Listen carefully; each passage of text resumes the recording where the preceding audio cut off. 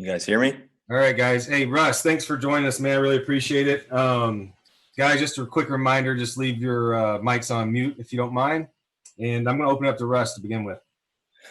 You know, this is a super emotional time, I think, for a lot of people.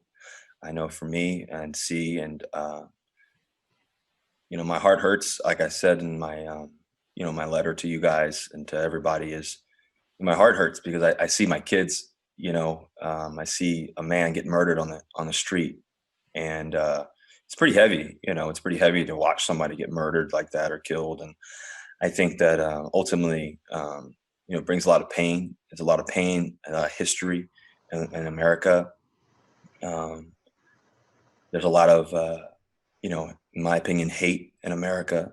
There's a lot of division, and it's something that I pray that we can be better as people. I pray that decisions are made to justify this situation and many other ones that have happened in the past, and whatever else happens, and hopefully nothing else happens in the future. But if something else does, I hope that there can be a precedent for stuff like this happening. What's happening in some of this police brutality is staggering, and honestly, it's not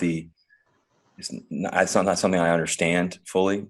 It's pretty emotional just to watch some of the videos, and I think about even in Seattle, my home, watching some of the things that are happening there. It's pretty heavy, and so I don't have all the answers. Sometimes I feel like I always normally have some answers for you guys, but I don't have all the answers. But the answers I do know is that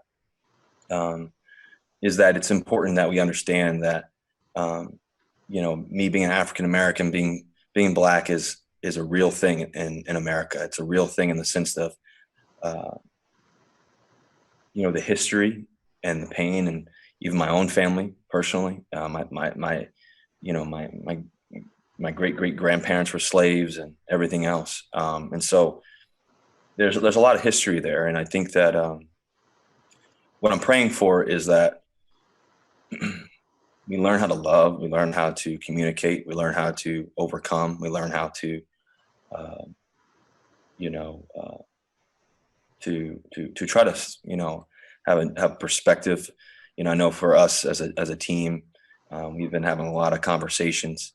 A lot of the guys, we've been spending a lot of time talking, and and I think we've been, and as you guys know, obviously, with our team, we talk a lot. We get to communicate a lot in different ways and try to figure out, how do we make this world a better place? How do we make our communities better? How do we, even as teammates, how do we make sure that we, treat each other always with respect and love and care and understanding, and just try to grow. And, for me, when you think about the idea of Black Lives Matter, they do matter. And the reality is that me as a Black person, people are getting murdered on the street, people are getting shot down, and the understanding that, it's not like that for every other race. It's like that in particular, for the Black community. And, I think about, my stepson, I think about, my daughter, I think about our new baby boy on the way. And, it's kind of staggering. It's staggering to watch these things happen right in front of our faces. And so I have a heavy heart right now. And I think, like I said, I don't have all the right answers or anything. And to be honest with you, I don't even want to talk about football right now. That's the thing, that I don't even know what that looks like down the road or anything else. And I think that none of that matters. I can't compare football to life and what Black community is going through right now. And what I think is right. I think that people should have the ability to peacefully protest and to be able to express their frustration, their hurt, and their pain. And I don't believe in the extreme amount of violence that's going on. Even when people are getting pulled over. I saw a video of a couple get pulled over the other day, and I think and just pulled out of their car while they were just trying to get dinner, and just completely brutally, taken advantage of. That hurts my heart, to see, you know, young girl get maced, and to see all these things happen. And you know, it's not going to be me that's going to be able to fix it. It's not going to be just one person. It's going to be all of us. It's going to be everybody being able to communicate and everybody being able to talk. And I fundamentally believe that it's important that we understand that this has been going on for 400 plus years, and it's a real issue. And so, anyways, I just wanted to let you guys know I really don't want to talk about football. And I think there's a time and place for everything. The God that I believe in, the Jesus that I believe in, has sacrificed for us all. And I think that at the end of the day, for me, I want to love like Jesus did. I want to be able to care like Jesus did, and hopefully, me, C, and my family and everybody else that I can hopefully have an influence on,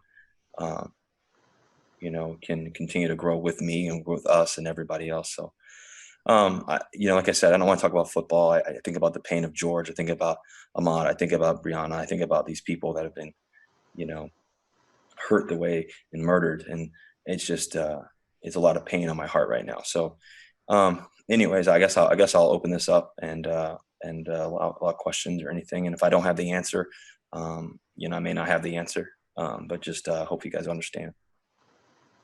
All right, guys, I'll try to get to as many questions as I can. We've got about 20 more minutes with Russ here. So, Mike Dugar, you want to lead us off? Hey, Russ, what you said just now, and even in the statement you put out recently, is probably the strongest we've heard you on this topic in quite some time, since Colin kind of brought it to the forefront in 2016. Curious if anything has maybe changed for you, or it's become maybe closer to home over the past few years. What has kind of changed? I don't think anything's changed. I think racism is heavier than ever. It's watching somebody get murdered in the street, and by the people that are supposed to protect. It's just to be able to see that on your Instagram or Twitter or whatever. It's appalling, and it pains my heart, and I think I've always understood that racism is real. I've always understood that. Being a young kid and my dad telling me stories, my grandfather telling me stories of the 50s and 60s. And, I remember my dad used to, when I turned 15 years old, my dad, talking about, when I get my, driver's license and when I was 16 or whatever, talking about that. And a couple of the players we talked about that, just how we've had conversations about, if you get pulled over, what are you supposed to say? And the fact that I have to have those conversations with my kids one day is a heavy thing, And so, I think that when I think about, what's changed, not much has changed, to be honest with you. I think that the reality is enough with the situation. The reality is that, I think that we have to understand that Black lives do matter. It's a group of people are being brutally murdered because of the color of their skin.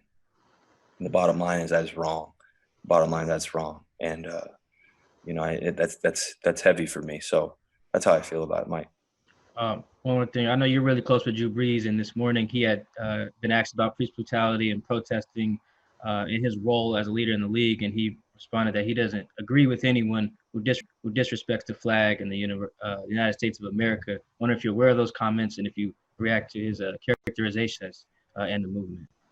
I was in meetings. I just got out of the meetings. I didn't get to watch the whole thing. But to me, the reality is this: is that I think when we talk about I think we get lost in the shuffle of I think we get lost in the understanding.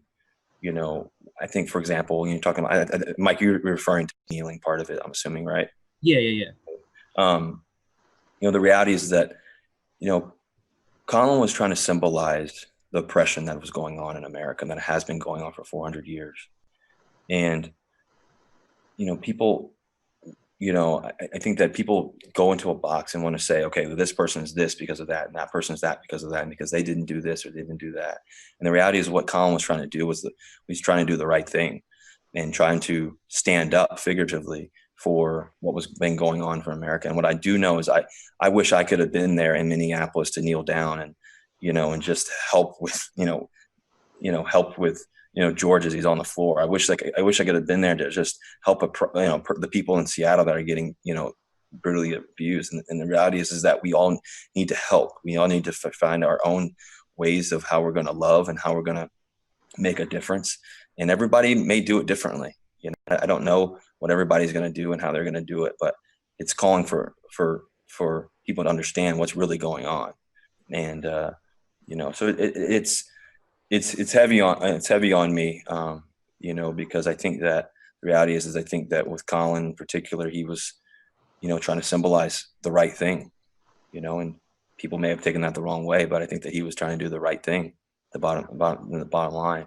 And, he's stood up so many, amazing ways to, really, stand up for, Black lives and what's going on and the oppression of what's going on and people getting murdered and everything else. And I think that it's the right thing that he's been trying to do, to be honest with you. And so, the reality is I think also Colin Kaepernick should, I think that he, is a talented football player, and when he had the chance to play, I think that I said that before to you, Mike, so that, I remember, playing against him. Man can play some football, but, he stood up for something that's way more greater than football. And that's people's lives. He was standing up for his kids' lives one day. He's standing up for people that have come and gone, and standing up for everybody else's kids who are African American and the oppression that's been going on. Thank you, Russ. Appreciate it. Yeah. Greg Bell.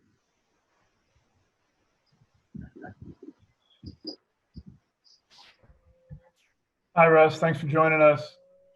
Mentioning Colin, do you think it would have helped the situation at all and awareness in America if he had a job and it had been playing since he started protesting, that his platform could have been more widely heard or understood? That's an interesting question. I think, yeah. I mean, I think that obviously, being in the NFL allows, him playing every Sunday and all that would definitely be able to help. Do I think would fix the situation? No, racism has been going on for 400 years. I think there has to be radical changes to our system.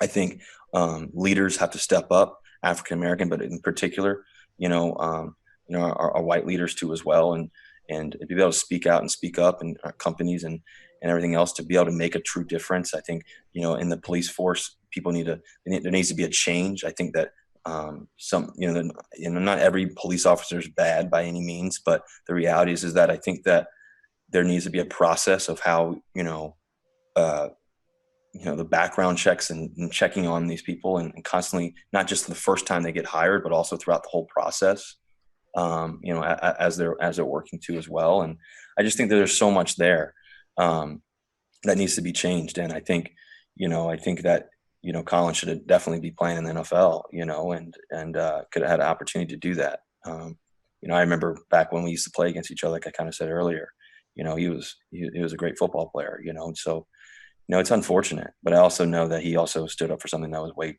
greater. And he's had, tons of significance in terms of what he's meant to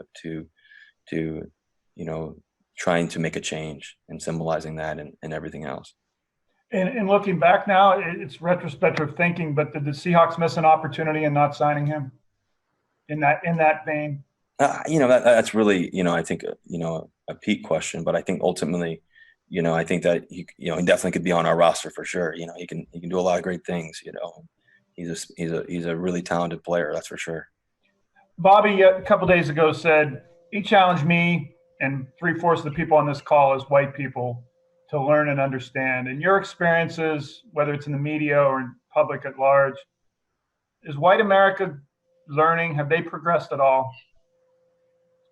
At all? I mean, I hope so. I mean, I don't know. I mean, that's such a big question talking about, white America. I think, I would say that I don't think everybody understands, because you don't have to go through it every day, Greg, to be honest with you. Yep. Right. If you get pulled over, it's a lot different. If they ask, where were you going, what's happening, versus the other way around. Sometimes, the reality is that we have to fear what may happen. And there's a big difference in that. When a guy gets, think about drugs, when a person gets arrested for the same exact drug, and the reality is that the kid may be a 18-year-old, 17-year-old kid or a 19-year-old kid, and he's white versus black. The reality is in our America right now, which is a shame, is the reality is that the 19-year-old white kid versus the 19-year-old black kid is going to be looked at differently. And the 19-year-old black kid's probably going to be thrown in jail longer, have a longer process and everything else. And that's a terrifying reality. And that needs to change. There needs to be change, and we need a change. We need to make a difference. We need to actually, make sure that we're voting for the right people. And we need to make sure that we're doing the right things that allow change and also across the board of our systems and our systematic, flow of how we do things has to change too as well. And so, I think that there's a lot there to unpack, but from an overall standpoint, that's what I believe. Thank you, sir. Then Arthur. How's it going, Russ? Thanks for doing this.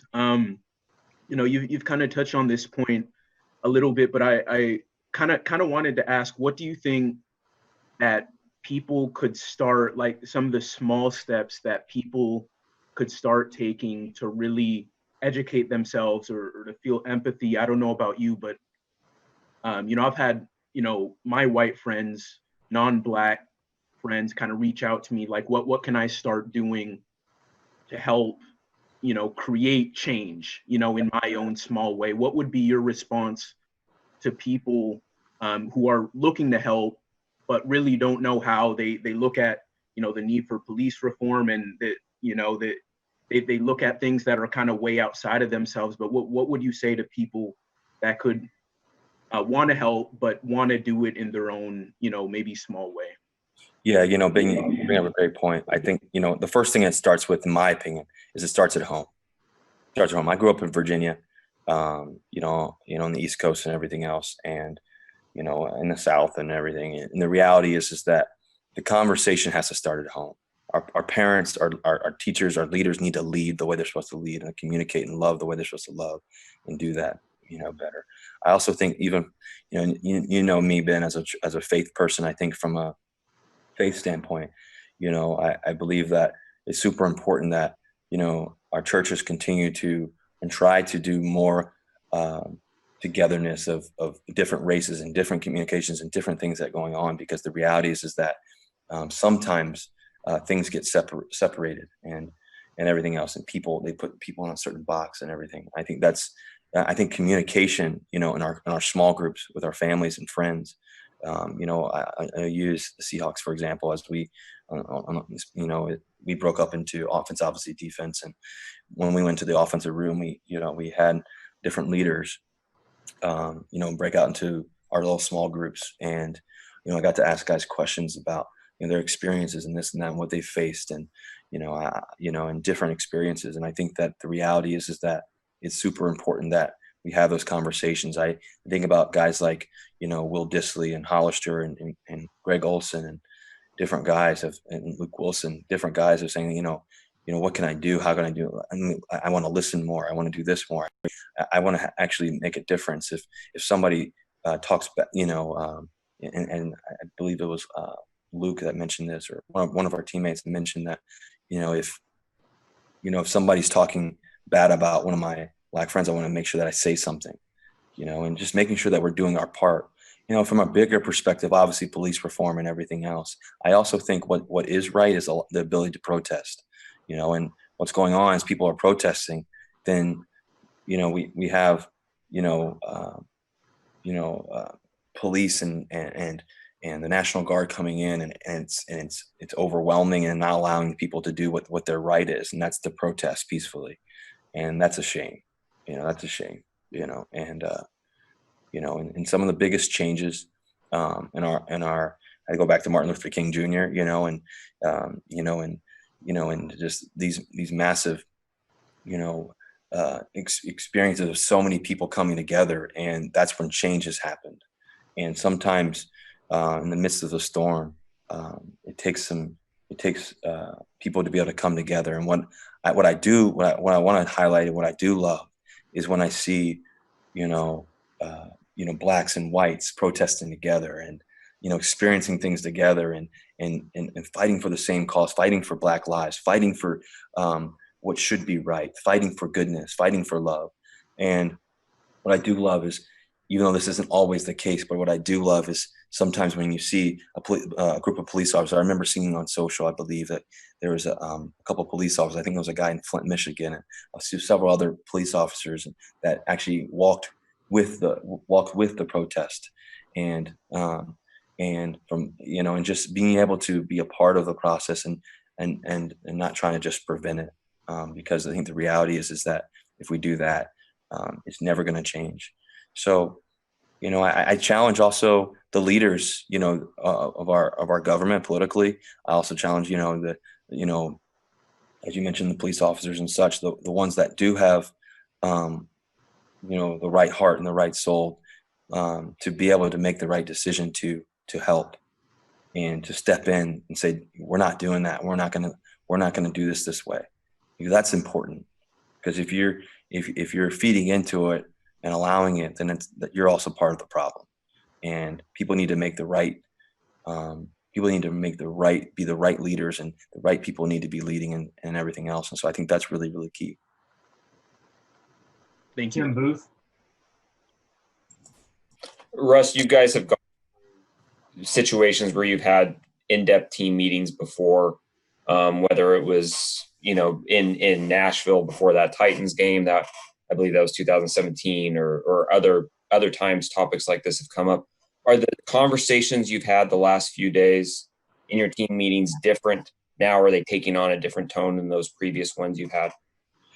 It's a great question, Tim. I think that they've, I distinctly remember that meeting in Nashville when we were in Nashville, and we had, all the guys in there. I mean, it was right before we played a game, and we had this, I don't know, it was probably 2-3 hour conversation, and it was emotional.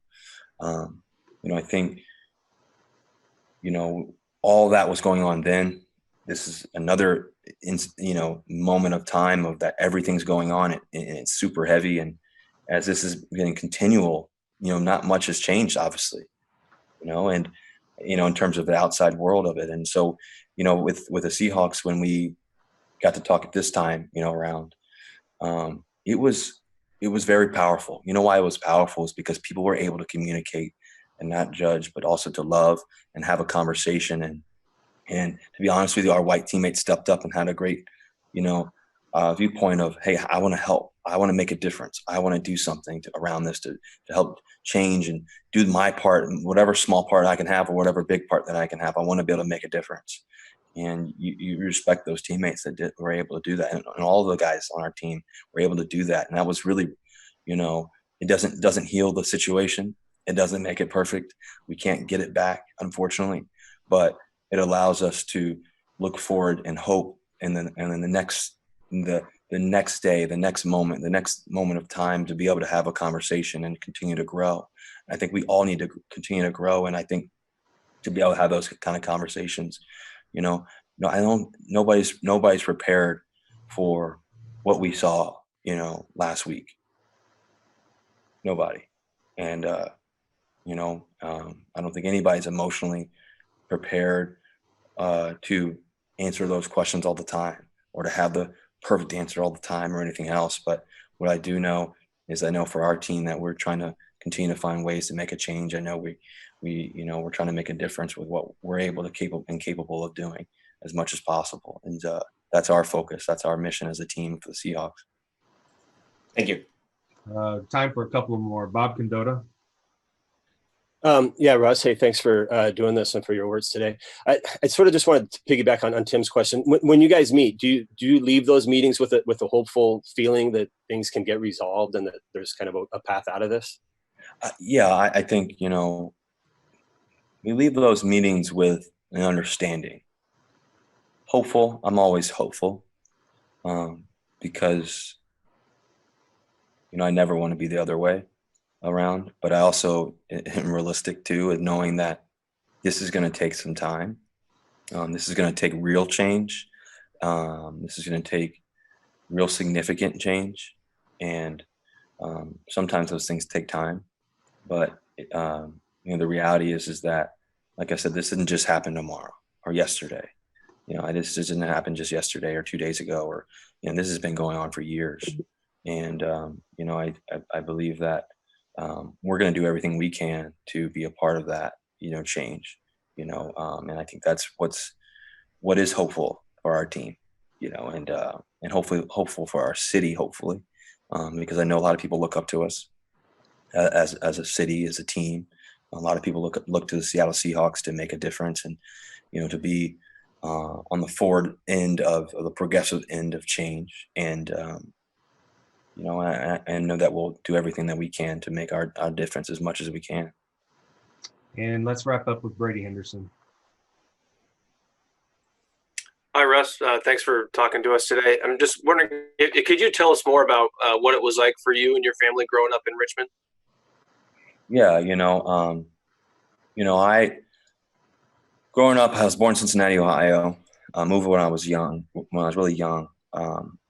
I went to collegiate school, which is a private school. And the interesting part of it is that I was around a lot of white people, obviously, with going to the private school that I went to, and I think that a lot of my teammates were white. I had a couple black friends that were on my team, this and that, but I also, on the other end of it, also went to a church downtown, 3rd Street, which was primarily black church, and my dad was a lawyer. And so growing up, my mom was an ER nurse, so I was around a lot of different socioeconomic statuses and races. Experienced a lot. I recall this, and I talked about this in our team meeting the other day on Monday. I talked about how my dad, and I also talked about this with our kind of our team too as well, our close internal team too as well. But I remember my dad telling me, all the time, every time I would get out of the gas station, don't put your hands in your pockets. And that was a real reality. And to be honest with you, I understood it, but I was like, after a while, you're kind of like, oh, okay. And as you grow older, when you're 5, 6, 7, 8, 9, 10, and you turn 13, 14, 15, you really understand why. And you understand fully, especially now being just turned 31 and having, 2 kids and a third one on the way, you really understand why the significance of what that means. And the fact that my dad even had to tell me that is a problem. Right. And going to the grocery store, the assumption that, somebody may accuse you of stealing or something like that, is a terrifying thought. Even a little short story, a relatively recent experience for me.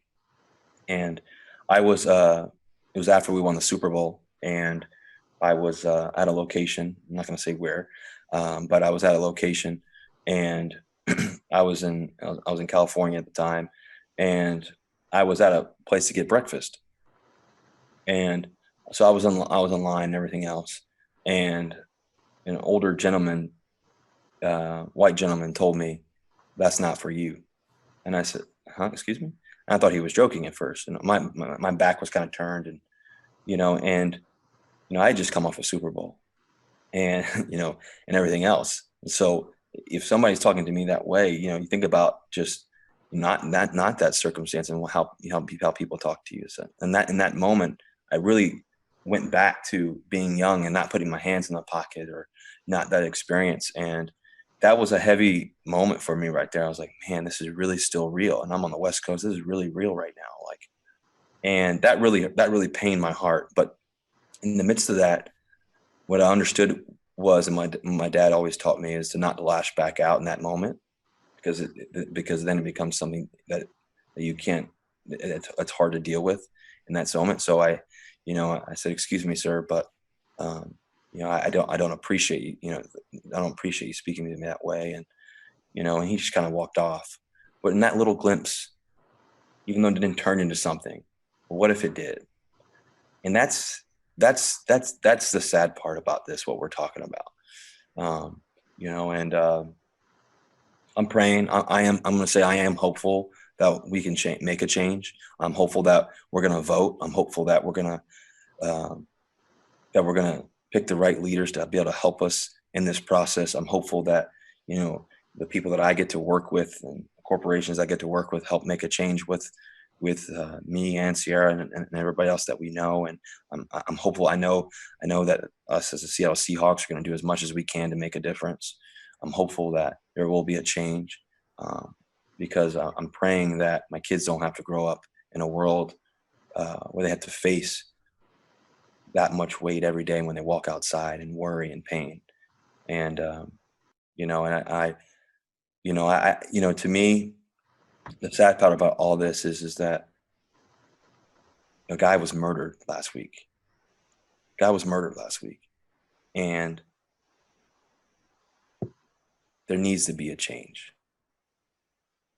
It's not overly complicated in the sense that the reality is that it needs to be a change, and we need to make a change, and it takes time. It takes every person on this call. It takes the people that to make a change and make a real one, make a difference, to be able to have heavy conversations. It's not easy to have these kind of conversations. And I think, for years we've been, America's been pushing stuff under the rug and this and that, and and having to deal with some of these tough situations and problems. And, my prayer is that, that we'll pick the right leaders, right people will be able to help. And hopefully I'm one of those people that can help too as well, and make a difference, and be a part of the change. And, so, I'm praying for George's family, Ahmad's family, Brianna's family, and everybody else who's experienced, trauma and pain in this situation, the people that are being, brutally beaten for just simply protesting. I'm praying for them too. And just fundamentally, you guys know me, my faith is definitely the leading force of my life. And I just, I said this the other day, but, I'm praying that people get to know Jesus more, whether if you, believe it or not. I